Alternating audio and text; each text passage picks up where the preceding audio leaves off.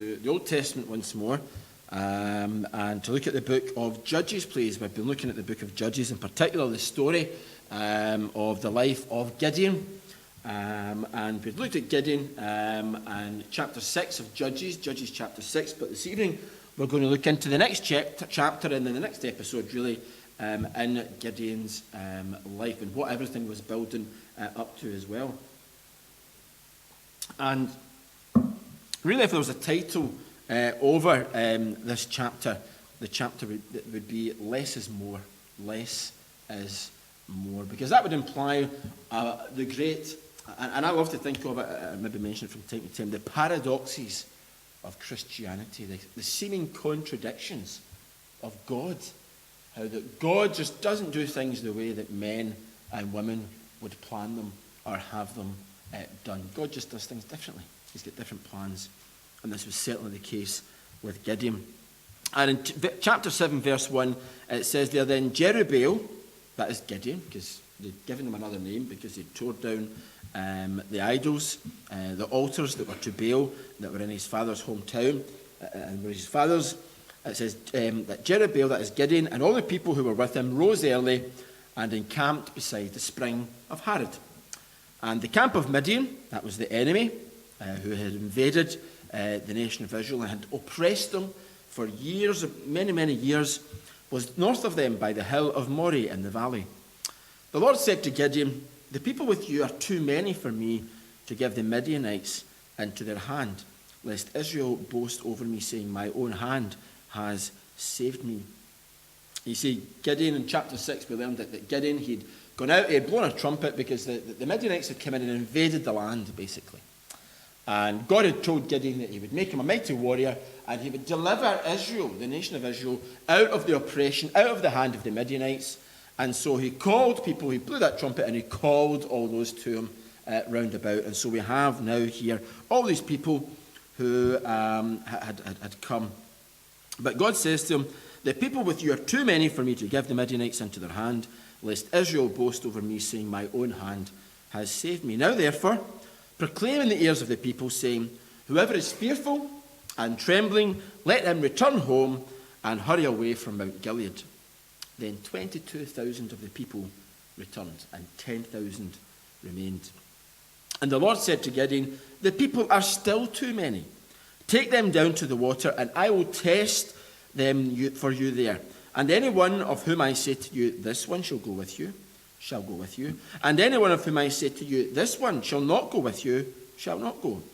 So he brought the people down to the water, and the Lord said to Gideon, everyone who laps the water with his tongue, as a dog laps, you shall set by himself. Likewise, everyone who kneels down to drink. And the number of those who lapped, putting their hands to their mouths, was 300 men. But all the rest of the people knelt down to drink water. And the Lord said to Gideon, with the 300 men who lapped, I will save you and give the Midianites into your hand. And let all the others go, every man to his home. So the people took provisions in their hands and their trumpets. And he sent all the rest of Israel, every man to his tent, but retained the 300 men.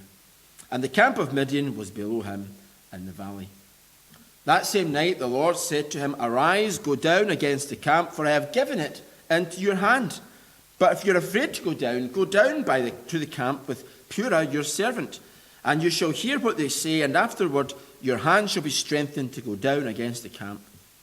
Then he went down with Purah his servant to the outposts of the armed men who were in the camp. And the Midianites and the Amalekites and all the people of the east lay along the valley like locusts in abundance, and their camels were without number, as the sand that is on the seashore in abundance. When Gideon came, behold, a man was telling a dream to his comrade, and he said, behold, I dreamed a dream, and behold, a cake of barley bread tumbled into the camp of Midian, and came to the tent, and struck it so that it fell, and turned it upside down, so that the tent lay flat. And his comrade answered, this is no other than the sword of Gideon, the son of Joash, a man of Israel. God has given into his hand Midian and all the camp. As soon as Gideon heard the telling of the dream and its interpretation, he worshipped. And he returned to the camp of Israel and said, arise, for the Lord has given the host of Midian into your hand. And he divided the 300 men into 3 companies and put trumpets in the hands of all of them, and empty jars with torches inside the jars. And he said to them, look at me, and do likewise. When I come to the outskirts of the camp, do as I do. When I blow the trumpet, and I and all who are with me, then blow the trumpets also on every side of all the camp, and shout for the Lord and for Gideon. So Gideon and the 100 men who were with him came to the outskirts of the camp at the beginning of the middle watch, when they had just set the watch. And they blew the trumpets and smashed the jars that were in their hands. Then the 3 companies blew the trumpets and broke the jars. They held in their left hands the torches, and in their right hands the trumpets to blow. And they cried out, a sword for the Lord and for Gideon. Every man stood in his place around the camp, and all the army ran. They cried out and fled. When they blew the 300 trumpets, the Lord set every man's sword against his comrade and against all the army. And the army fled as far as Beth-shittah towards Zererah, and as far as the border of Abel-Meholah by Tabath. And the men of Israel were called out from Naphtali, and from Asher, and from all Manasseh, and they pursued after Midian. Gideon sent messengers throughout all the hill country of Ephraim, saying, come down against the Midianites, and capture the waters against them, as far as Beth-barah, and also the Jordan. So all the men of Ephraim were called out, and they captured the waters as far as Beth-barah, and also the Jordan. And they captured the 2 princes of Midian, Oreb and Zeb. They killed Oreb at the rock of Oreb, and Zeb they killed at the winepress of Zeb. Then they pursued Midian, and they brought the heads of Oreb and Zeb to Gideon across the Jordan. And we just ask God to bless the reading of his word this evening. Now, just by means of background, in chapter 6, we find a nation on its knees. Not on its knees in prayer. I suppose they did cry out to God, but it was broken, it was buckled. They had forgotten God. They had left God out of the equation altogether. That was where their hearts were. Their hearts weren't after God. Their hearts were after whatever pleased them, and it happened to be the god Baal. And in that scene, there was a little tribe, there was a little family within that, and in that family there was this young man called Gideon, who was fearfully trying to just thresh some wheat out in the bottom of a wine press so that he wasn't caught and it wasn't taken off him by the Midianites, because they were oppressed by them and they were fearful. And God came and intervened in the life of this young man and told him that he would be a warrior. He was fearful, scared, didn't know much about, he'd heard things about the greatness of God, about the exploits of God. I'd heard about their exodus out of Egypt and about the great things God did in that process. And God told him that he was going to make him a mighty warrior to lead the nation of Israel against the Midianites, to rebel against them and bring them out from that. And Gideon worshipped God, and Gideon tore down the altars. He obeyed God, he listened to God's voice. He tore down the altars of the other gods in his family, in his father's household and in the town that he lived in. And the Spirit of God came upon Gideon and transformed him, changed him completely, because this fearful, this timid young man now became someone who was enabled, someone who was going to achieve something for God. And whereas before he hid from people who tried to accuse him of tearing down the altars of his father, he had been there in the threshing the wheat in secrecy. And then he became a man. He came and he stood him, and God spoke him, and God dealt with him, and the Spirit of God came upon him. He went and got the trumpet, and he blew that trumpet, and he called the men to arms. And there he was, going from obscurity to leadership in this short, basically overnight, thrust into the limelight to lead the children of Israel.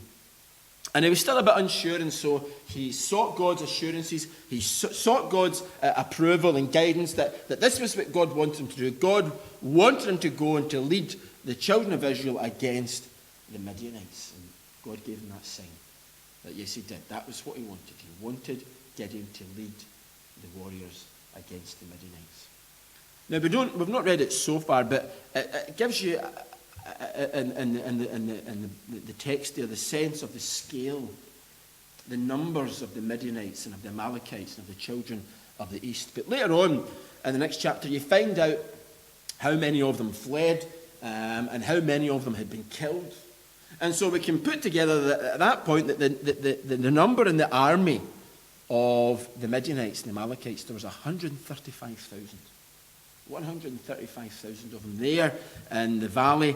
And we see there that when Gideon brought them together, that there were, we had 22,000 that had returned home. Let's look at that. And there were 10,000 that remained. So there were 32,000 of the Israelites, of warriors who were called, responded to that call, to the trumpet call, to come and to fight against the Amalekites. 135,000 versus 32,000. That was the ratio. It was 1 to 4.2, roughly. 4.2, just over 4, 1 to 4. Okay, that was the ratio. And you would think, there's the odds, not really in Israel's favour, but 4 to 1 against them, just over 4 to 1 against them. And you think, that's not really good. You're not going to take an army of 32,000, Gideon, and challenge an army of 135,000. The odds weren't in their favour at all. But Gideon came and he led them and he brought them to the spring of Harod, and there they were camped before them. And God came and he spoke to Gideon again. And God shows his ways and he confounds the wise, and God has always done that. He doesn't do things according to man's logic, because we must be perplexed often with God. We must think, where is this going? What are you doing here? Why are we going down this route, down this pathway? Because what God says to Gideon was, the people are too many. It's too many. It's counterintuitive, isn't it? You think of human nature, and you think if you're going to fight against a vast army like this, you need as many bodies as you possibly can. Logic would imply that, would dictate that, wouldn't it? But God says no. He says, I want to turn your logic and your rationale completely on its head. And so God tells him, he says, I want you to tell the people, those that are fearful and trembling, they can return home and hurry away from Mount Gilead. Now, of course, you can imagine, if you're going to be facing an army of 135,000, you'd be fearful. You'd be trembling. You would look at the task as at hand and you would think, that's impossible. Why would I even start? Why would I even attempt to go into battle against such a vast and trained army? This was an army. This wasn't, the 32,000 that were called were people, they'd hidden in caves, they'd hidden in rocks, they'd hidden in the mountains. They weren't used to coming and having weaponry. They weren't used to warfare. They were oppressed. And this was an uprising, as it were, with things cobbled together, you would imagine. So they certainly weren't professional by any manner or means. Now, I wonder, obviously there's lessons for us to learn. I'm not just telling you a narrative here, a story about Gideon for the sake of it. Oh, yes, we're going to marvel at the greatness of God. But there's got to be lessons for us to learn from this. And the lesson is this, that there are things in life that we face which seem beyond our reach, that are insurmountable. And this is one such example. They're insurmountable. And I wonder, what things, I can look at things in relation to the fellowship here in Auchinleck. And we can look at things and think, well, is that realistic? Well, it was unrealistic, wasn't it, for Gideon and the Israelites, 32,000 to take on 135,000. Completely unrealistic. And you might think of targets and objectives that you have in your life, and you might think, I don't know how I'm going to get through this. I don't know how I'm going to overcome this difficulty, this obstacle. And we face them, and sometimes we just seem to face them more and more in our lives. I was looking, I think it was in 2006, the population, it was an estimate, I don't know when the last census was, I'm not up in that at the moment. But in Auchinleck, it was just over 3,500 was the population. Over 3,500. And I thought about the numbers, and I'm not implying that we're going to go to war against the just over 3,500 inhabitants of Auchinleck. Cumnock, I think, was it 13,000 or something? I think I checked that out about 2006. That was the estimate as well. So I didn't realise there was considerably more people, that amount of more people in Cumnock. Maybe there'd be a lot more, but maybe not as much as that. But, there you go. And if you think of the number of people, the number of Christians who are actually on the logbook, on the roll, okay, within Auchinleck Christian Fellowship, those that have joined, those that come and engage in all the meetings and come to the breaking of bread. And we're looking just, I'd say to round it off, about 20 people. 20 to 25 people would be that amount. And, really that is even, in a minute, that is quite odds not in our favour, is it? The odds are stacked against us. And in terms of Christians against non-Christians, against unbelievers, believers against unbelievers in this world, and in our locality, in our community, the odds are not in our favour. But ultimately, when we look at what Gideon ends up with, we've got better odds. Better odds. You see, God looks down on the situation that Israel faced and that Gideon faced, and he sees it as an opportunity. An opportunity to show his strength, an opportunity to show his might, to show and reveal his glory to the men and women, to the nations, to the people that just shake the fist at God and just think God is a laughing stock, is a laughing matter. There's nothing really in God for them at all. And so that's why God has said, no, you've got too many, Gideon. Too many. Whoever is fearful and trembling, let him return home and hurry away from the mount. And there was 22,000 of the people returned, and 10,000 remained. I wonder if we look at the task that faces us. Okay, what do we talk about when I'm talking about the populations? We are looking to bring the message of the gospel. We're looking to bring the message of salvation. We're looking to bring the truth of God to the people in our community. That's what we're about here. We look to serve the community. And on Saturday, we'll be having the open day, and we'll be looking to attract as many people as we possibly can. Why? It's not just to give them a good time, but it's to break down barriers. It's to build bridges. It's to bring to them the truth of God. I wonder how we feel about it. Are we fearful? Do we tremble? Do we even give it much thought? Do we think about the consequences about that lies? Are we the type that just return home and just really don't want to face the adversity that lies before us? Because, to be a Christian and to stand for the truth of God is not a popular thing. You're really in the minority. You're supremely outnumbered. Oh, we're outnumbered in our communities. But, you go into our, extend it beyond just this village, and then you'll get the villages round about and the towns round about. You go out into this land. I don't know I know there are other Christians that don't always come here, but the odds would be really stacked against us. Because when you stand for the truth and when you stand for God, you've cause to be trembling and fearful because there's adversity that comes your way. And so to stand for God and to stand for what you believe in isn't something that is light, isn't something that is easy, because the truth of God is not popular in the day and age and society in which we live. And so I get that. I probably think that the reason that the Midianites and the reason that the Amalekites and the children of the East, they came together in this alliance and they came into Israel because they'd maybe got an inkling that there was about to be rebellion, that there was about to be, one of the altars of Baal had been cast down, and they thought, there was something raising its head there that was standing for something different from what they thought and what they held. And we see that just in the week that's gone past. And people who hold different opinions from the rest of society are labelled as extremist, dangerous, as opposed to people who just seek to uphold that which is godly and that which is holy in the society in which we live. And so those that were fearful and trembling, God says he let them go away, and there was 22,000 that went away and there was 10,000 remained. So then the odds were, really 135. Is that right? Well, my master's going out. Maybe 13.5 to 1. 13.5 to 1. So the ratios is getting higher. The odds are getting higher. And so you think, right, 10,000, okay, don't want to lose any more.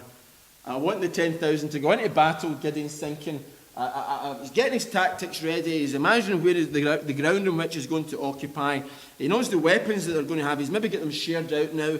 And he's thinking, right, this is how we're going to attack the Midianites or defend our position or whatever it might be. 10,000. I can work with 10,000. But God says, I can't. I can't work with 10,000. He says, the people are still too many. Take them down to the water. And so they were coming to that spring that was at Harod, and they were coming down, and I could never quite understand this, and I may still have got it wrong, so you can feel free to disagree with me at the end, because God then says to him, I want you to get the men, get the 10,000 to drink. Drink from the water. Drink from the spring, which is down there. And he says, and if I tell those that are going to go with you, they'll go with you. And if I say those that aren't going to go with you, they're not going to go. And I want to separate out the men on this basis. He says, so if somebody goes to the water, and I don't think it's just to recent years that I've got this, that they get down with their hands and they get the water and they lap it up out their hand. I want to set them up this side. And then if you get those that go right down onto their knees like that, and right down to the water, I think they're right down, almost faces in the water, and they're drinking the water in like that. I want to put them on one side as well. Now, if you're going into battle, you want the best, don't you? You want those who are experienced, those that are able to withstand the pressures, those that are able to withstand the rigours of battle, that know endurance, that can endure, and that are hardy.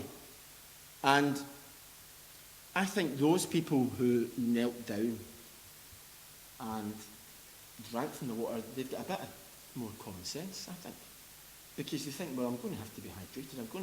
I'm not saying the thought in these terms, but I'm going to need a lot of water. If I'm fighting against 135,000, I'm going to need a lot of water. And so they get down, and there wasn't restrictions. You know, someone who's cupping the water up in their hand and lapping it, okay? They're not going to get as much water. If you get right down to the water, right down to the source, and you're guzzling it in, you're getting more water. And so I think, because what happened then, we had 300 who just lapped with their hand, got the hand and just lapped it up. 300. And then there were 9,700 who knelt down and they took the water directly from its source. They went right down, bent down and got it.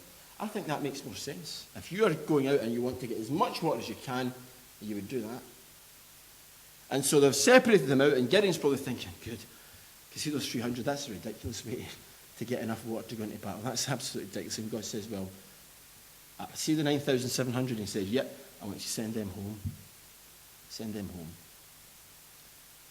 And so, I can't imagine what Gideon thought. Gideon thought, Lord, you plucked me from obscurity. I'm not a warrior, and you brought me here, and your spirit has clothed me. And I blew that trumpet and I called everyone. I called them all to me. Why did you get me to call them all if you didn't want me to use them? And why did you answer me with the fleece that I put out, and it was dew was on it, and it wasn't around it, and then there was dew around it, and then not on the fleece? Why did you give me all these signs if you just want them to be sent home? If you just want them to go home?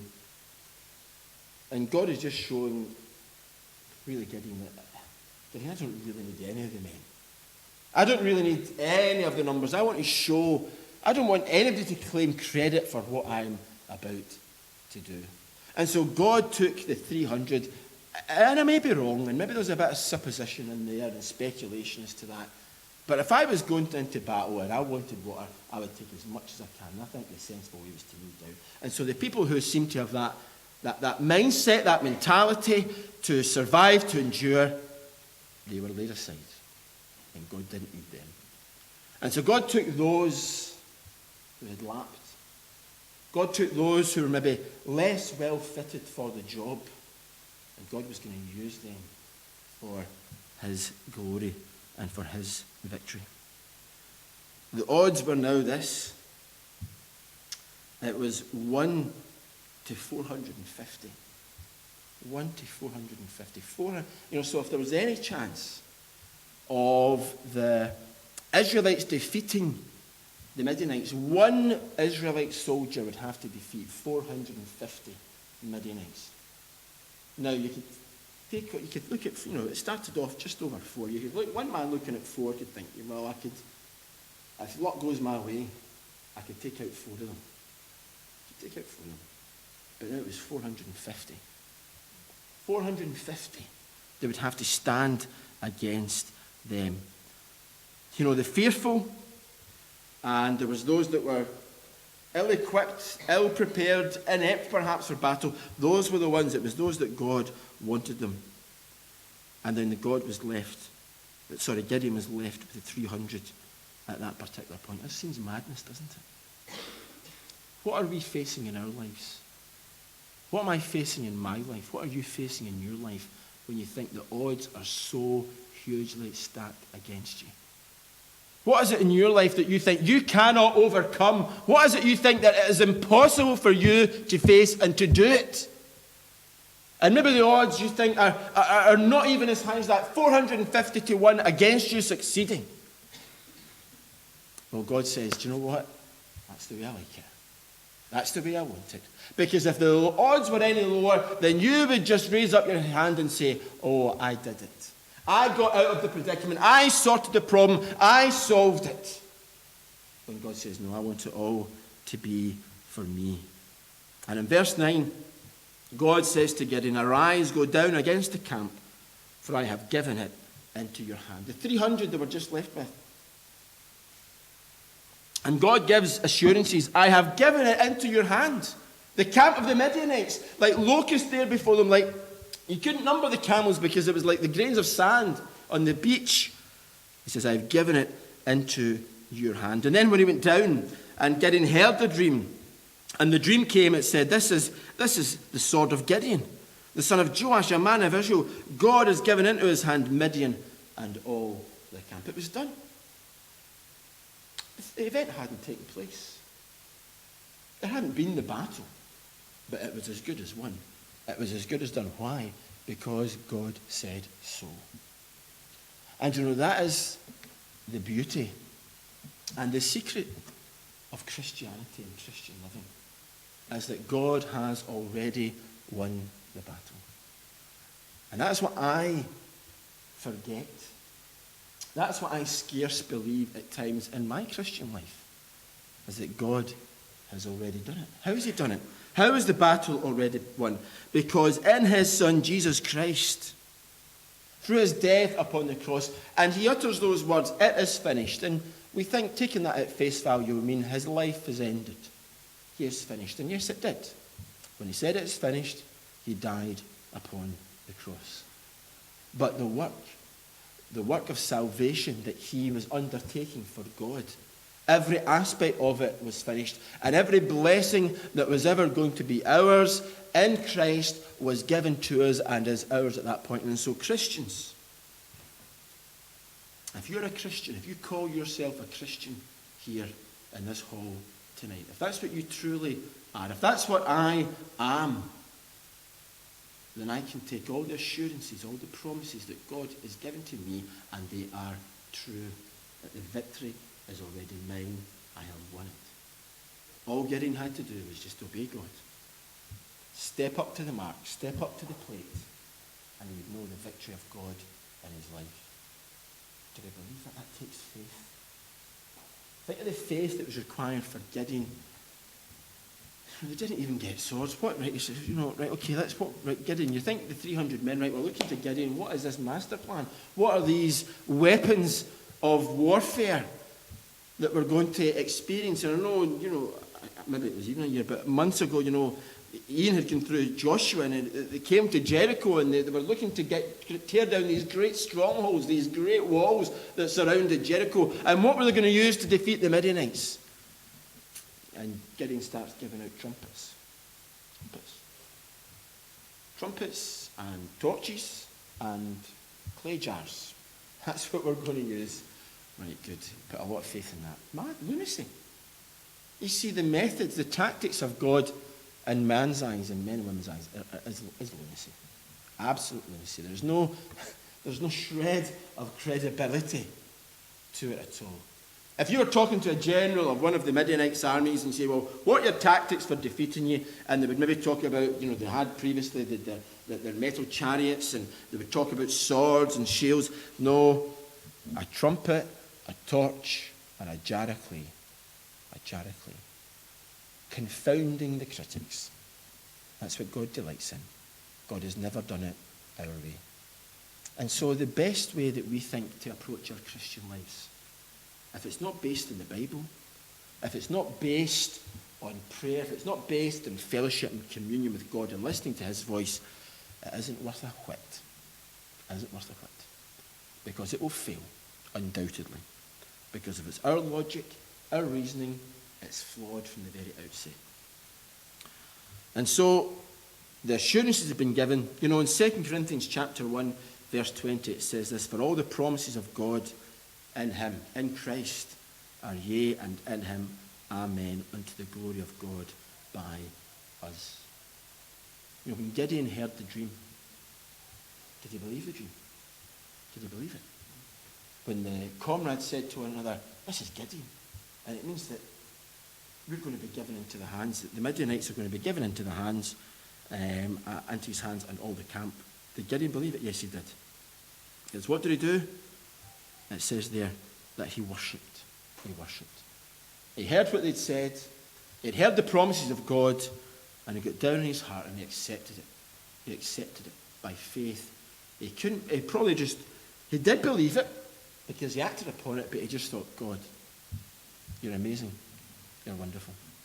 When God shows us the answer, when God provides a direction, and when God shows us a pathway that will allow us to surmount the insurmountable, to go deeper than the depths in which we're placed, when God shows us that, this is the reaction that he's looking for.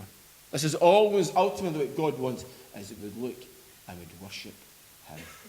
When we first realise that as sinners, we are due the wrath of God against us. But because of the death of his Son, he has overcome that through faith in him, we can know forgiveness of our sin.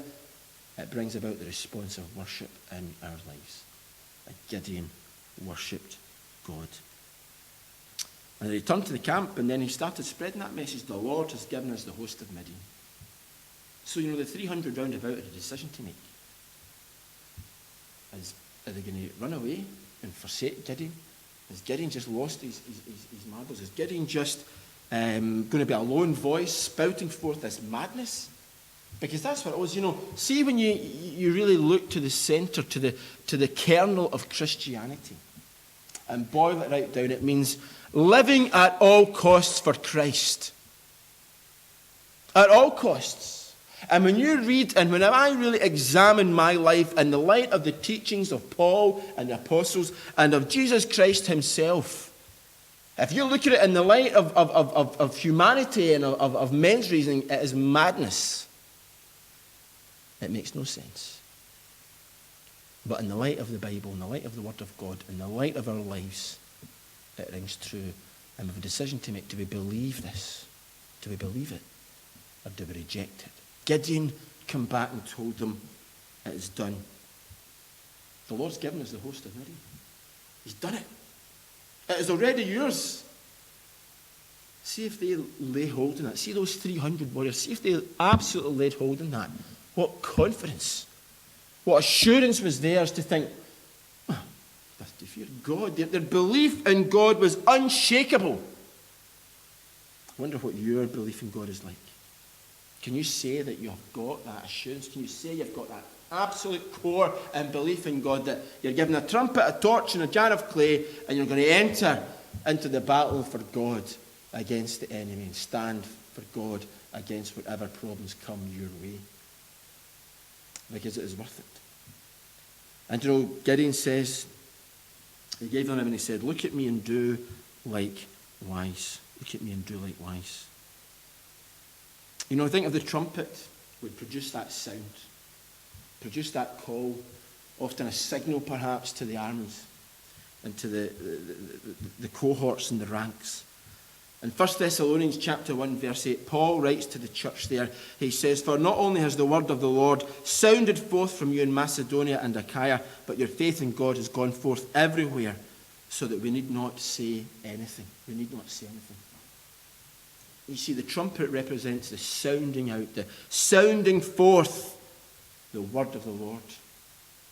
And that is what we are about. That's what the Christian fellowship are about here at Auchinleck. Sounding forth the word of the Lord. That is how we stand against the hordes of the wicked one, of the enemy himself. Sounding forth the word of the Lord. We must be true to it. We must act upon it. So that really, and it's a contradiction, so we need not say anything. It's like the word of the Lord speaks for itself. And we should take comfort and confidence in the word of the Lord. And that is what should sound forth, not watering it down, not making it inane, tittle-tattle, or boiling it down so the kernel, the truth, is just wasted away, but have confidence in what God says is right and true and holy and inspired in this day and age in which we live. Not be apologetic. And that's hard. You almost hear that sometimes you think if we're quizzed and questioned on the truth of the Bible, and we hear some Christians and they're apologists for what the truth of God actually says. If we say we believe in the God of this word, then we must believe in the word, the truth that he teaches and he says. And not be apologetic for it, but say, this is what I believe is true. Or you're mad, then you know you're on the right lines. You know you're on the right track. If they tell you that you've lost it and you're mad, because you're following what God says. And then we have the torches. Some of us already been looking at 2 Corinthians chapter 4 this week. And in verse 6 it says there, "For God who said, 'Let light shine out of darkness,' has shone in our hearts to give the light of the knowledge of the glory of God in the face of Jesus Christ." And when Paul was writing here in chapter 4 of 2 Corinthians, he's got to be thinking of this. He's got to be thinking of the Old Testament and of the story of Gideon. Because he's talking about Christians, and he's talking about how they've been given light of the knowledge of the glory of God in the face of Jesus Christ. God's glory is now seen in Jesus Christ, and we have the light of that knowledge, and it's shone into our lives. And so a Christian's expectation, a Christian's duty, is to likewise shine that light from their own lives to those that are around in this world. To shine that light. Not to obscure it in any way, but to shine it to let it see, so that it's not me or you that they see. It's not Simon Leitch, but it's Jesus Christ that they see. The face of Jesus Christ. Because in verse 7, the next verse of 2 Corinthians 4, it says, "Because we have this treasure, this light, this torch in jars of clay, to show that the surpassing power belongs to God and not to us." That's what was about to happen with Gideon. That is what's really to happen in our lives. These lives of ours are just empty jars of clay. When the soldiers took the jar of clay and they put the torch in it, there couldn't be anything within the jar of clay. It had to be empty, or the torch would have been extinguished, wouldn't it? It would have gone out. The jar is just a symbol of our lives. It's made of clay. An analogy that passes right throughout Scripture, that as God is the potter and we are the clay, and he shapes us and molds us. And so we ought to be empty. These lives of ours shouldn't be filled with something that would extinguish the light of the knowledge of the glory of God in the face of Jesus Christ. We shouldn't extinguish that, but our life should be empty. And how will the lights be seen? Well, the jars were smashed. The jars of clay were broken. And the only way for Jesus Christ and this light to shine out in our lives is that these lives of ours are broken. Broken. So that we have an absolute, utter appreciation of ourselves, of me, as before God. And when I do that, and when I remain broken before God and before men, the light of God in the face of Jesus Christ shines out to those around us. Is that the life that you're living? Is that the life that I'm living? It's not really. It's not really. Because that is where the secret lies. That is how we are able to defeat the enemies of God, those that stand against him. That was how they were able to defeat the Midianite hordes, Because when they stood there and when the call came, the sword for the Lord and for Gideon, and they blew the trumpets and they smashed the jars of clay, and there in the darkness around the camp, they surrounded the camp, 3 groups of 100. I don't know what they thought. I don't know what God put into their minds. Some speculate and say, well, it looked like it was as if there were 300 companies of soldiers around the camp, and they didn't realize there was just 300. There was only one man at each torch. Maybe they thought it was a whole hundreds of thousands of men behind each of the torches, and then they thought, oh, well, we're vastly outnumbered. And they didn't realize that there was only just one man, a torch and a trumpet standing there. Torch and a trumpet. God took that opportunity. He caused havoc. He brought chaos as they turned within each other, and in the darkness and the confusion, they started fighting one another. And so there we have 300 men. Followed Gideon. He said to them as well, before it happened, he says, look at me and do likewise. Look at me. Have the torch and the jar and the trumpet. Look at me and do likewise. You know, that's really what Paul is saying in 2 Corinthians chapter 4, verse 7. He says, look at me and do likewise.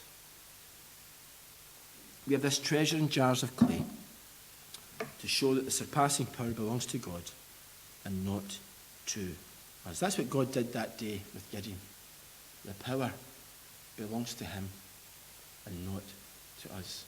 In these lives, as we seek to live them before men and women, the power belongs to God and not to us. If I seek to bring to men and women the truth of God, the life of Christ, it's not my power that will do it.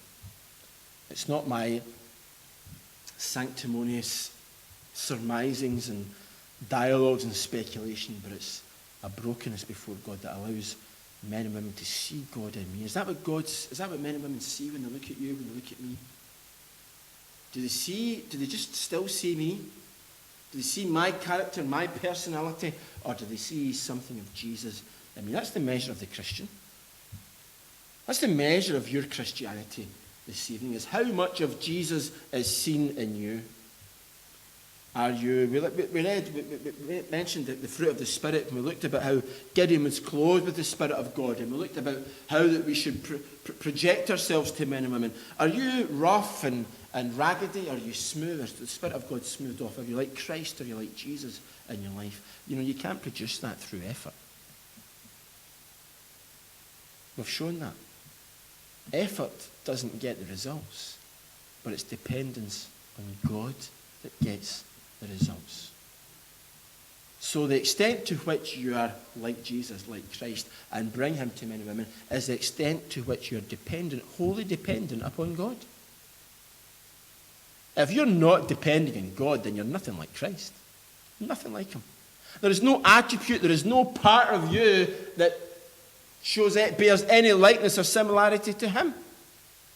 But based on your dependence and your obedience to God, that will be the benchmark, that will be the standard, that will be the determinant as to how much of the light is shown and seen, and it will cause confusion among the ranks of this world. You see, that's why God delights to take the weak and the beggarly to confound the wise. I must admit, I love that notion. I love that notion because do you know why? It means that God can take anybody. God can take any one of us and through us show to the world his glory and his greatness and say, look what I can do. You know, look at Gideon. Here he was standing at the victory. There led these 300 men. And then other tribes came and they gathered in. But this fearful young man, a nobody, absolute nobody, from the small tribe of his father's household. And God made a warrior out of him. And he chose to believe and to follow God. He took God at his word, and he took those assurances, and he knew that God could accomplish great things on his behalf and through him. I wonder if you think that that's possible. I wonder if we can look at the promises that God gives, if we can look at our world and we look sometimes at the task at hand and we think, insurmountable, we're punching above our weight. Good, because that is God's way to punch above our weight. If anything we've learned from Gideon is God uses those who are trying to punch above their weight. If in trying to punch above their weight, they are dependent upon God for all things. Shall we pray? Father, we just come to your God, and we really are fearful in a sense of what we talk about tonight, because we know, God, that we can be faced with insurmountable tasks. And Father, to us they just may bring deep horror. And Father, this is not a story to children, a story that's trivialized. This was an invading mass, a horde, our God, that came against the nation of Israel. And they were terrified and fearful, Father. And yet you whittled it down to 300 men, 300 warriors, our God, under the leadership of Gideon, to stand against that mass, our God. And Father, you brought victory. And Father, that would have been terrifying. And Father, we know that maybe we don't know those things that you bring before us, the tasks that you will say, well, here it is, here's what you've got to do. And Father, they're going to terrify us. And we're going to be fearful, and we're going to be trembling, and we're going to want to go home, and we may end up doing that, Father. But God, we just pray that we would know the assurances of God, to know that you've already given the victory into our hands.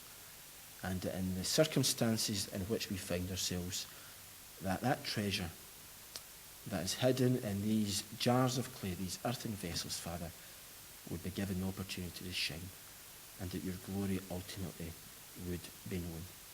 And Father, we thank you for the lessons of Gideon and his life.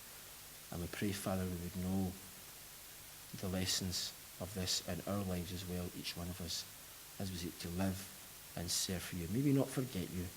May we put you at the paramount importance in our lives, our God. We do pray as we ask it in the name of our Lord Jesus. Amen.